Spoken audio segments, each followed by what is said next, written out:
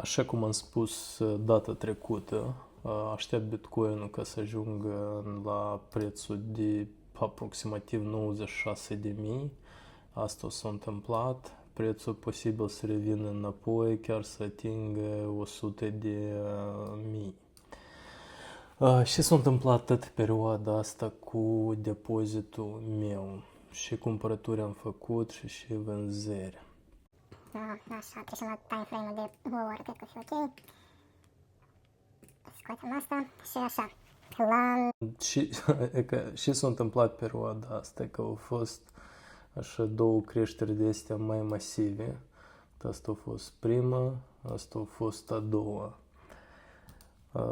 Prima creștere a fost, s-a înregistrat aproximativ 8,5%.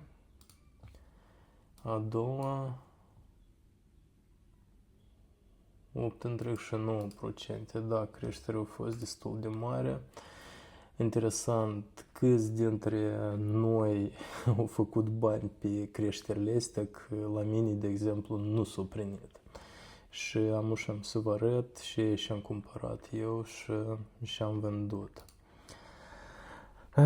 Așa, pe data de 4, de la data de 1 până la data de 4 eu nu am avut, îmi pare că nici o vânzare și nici cumpărări. S-a început asta la mine de la data de 4 la noi aici. Și am deschis un short la prețul de 91.374. Так, unde e? 91.374, iată aici și ea. Eu am deschis un short cu gândul, prețul să ducă jos.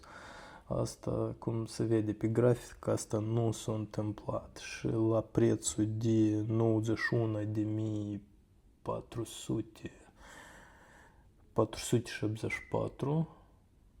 un pic mai sus, eu am închis poziția cu minus $2.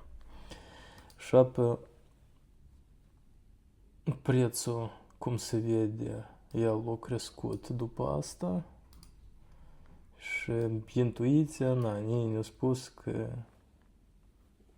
n-a să scadă și am închis la timp. Dacă rămâneam cu poziția deschisă, nu știu ce se întâmpla. Mai departe, la data de 6, am cumpărat Bitcoin la prețul de 91.597. Data de 6, 91.597.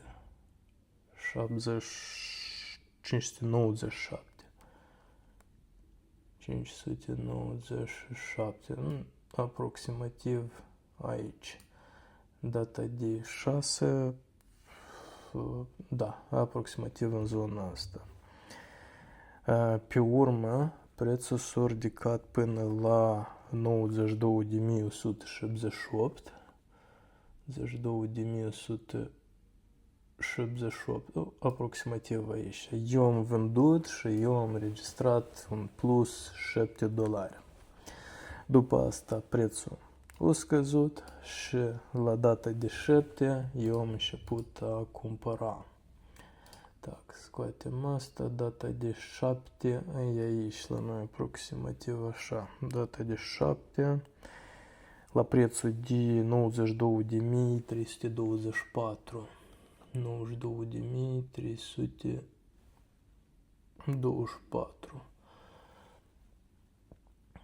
Aproximativ aici.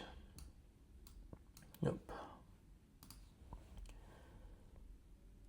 324, aproximativ aici eu am făcut prima cumpărătură. Asta a fost la ora 9:15 dimineața. Da, înseamnă că aici. După asta prețul scade. Eu am mai făcut o cumpărătură la 91.970. 91.970, aproximativ aici. prețul iarăși continuu să scade și când a ajuns la 91.000, eu am mai făcut o cumpărătură. Aproximativ aici.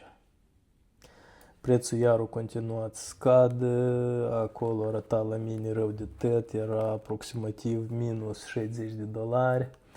Pe urmă a mai trecut ceva timp, un pic s-a ridicat, iar a scăzut, asta a fost așa mai complicat să mă uit la minus și la $60, că dacă eu închidem poziția atunci, e tare greu să recuperez banii ăștia cu cum închid eu profitul când fac numai câte $10 și în ultima vreme cam nu prea nimeresc și ăștia $10 pot să-i fac în câteva zile, într-o săptămână. Și asta nu e rentabil. Ceva cu socotelele mele nu e în regulă. Pe viitor, cred că am să înțeleg care e situația. Și au fost ridicări, coborâri și la data de 12,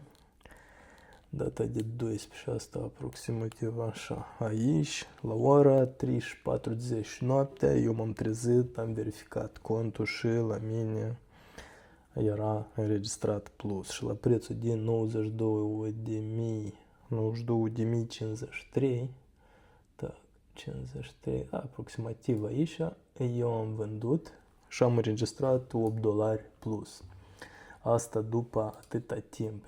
Aici prima cumpărătură și asta a durat 4 zile și 22 de ore, 5 zile au fost, da. Și iar parcă am simțit că trebuie să vând și prețul a scăzut. Dar după cum se vede, el iar a crescut și a înregistrat și 8%, aproape 9% chiar. Interesant iar câte lume a cumpărat aici și a vândut fix aici. E interesant că chiar dacă sunt așa oameni și pot să arăte a lor cumpărări și vânzări. La mine așa s-a primit, asta e realitatea mea.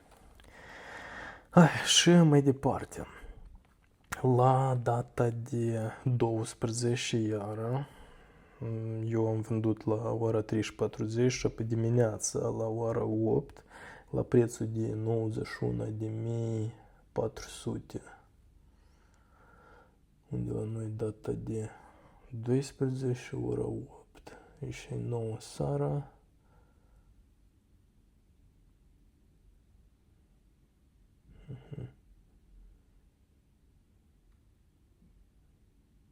Da, aici iese.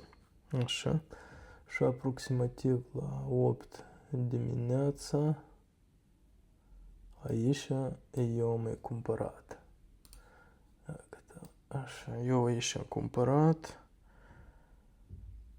și pe urmă asta prețul a fost 91.400.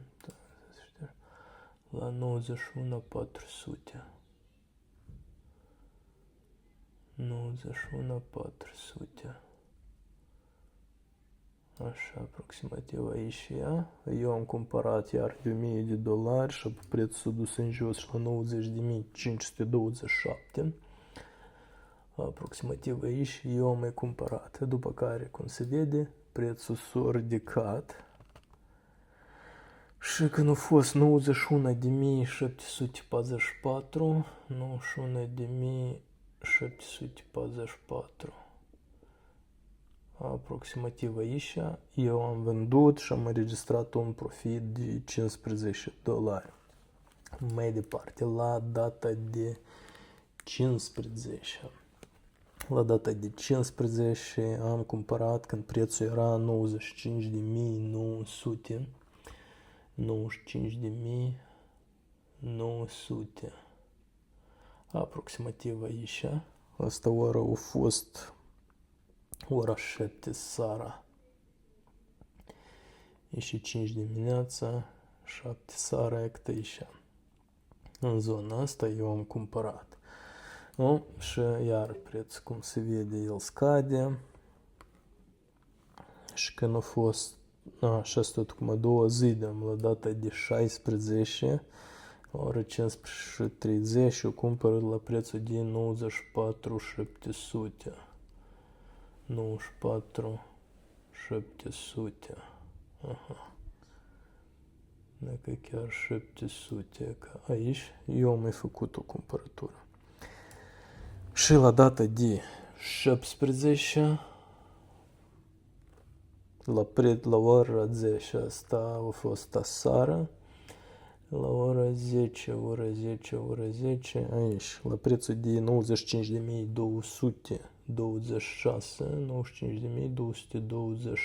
95.226, eu vând în minus cu $4 poziția care am deschis-o. Deși am vândut-o eu, că văd că de mult timp stă pe loc și prețul e pe loc, e weekend, în weekend vânzări și cumpărări, ele se întâmplă mai puține și deci posibil ca prețul să scadă mai jos. Aștept de azi să văd ce se întâmplă. Am deschis două ordine la și preț să se cumpere. Eu de obicei mă orientez după tare des folosesc Fibonacci. Și primul order eu l-am deschis la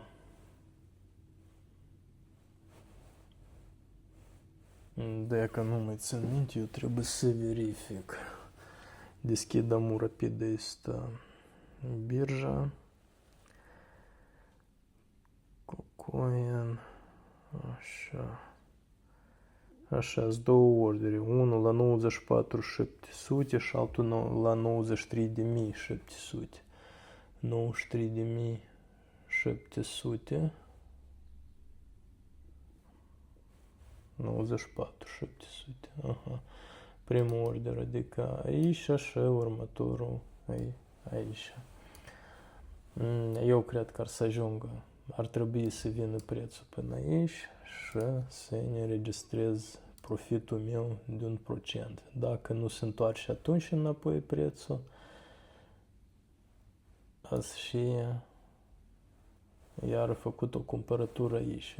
Nu? Și iarăși să ne înregistrez profitul meu de 1%. Dacă ajunge prețul mai jos, mai fac iar o cumpărătură. Dacă se duce mai jos, e jele mare. Aștept să văd și ar să arăte viitorul și am să iau și am să înregistrez și am să postez pe YouTube. Pe azi, asta e tot.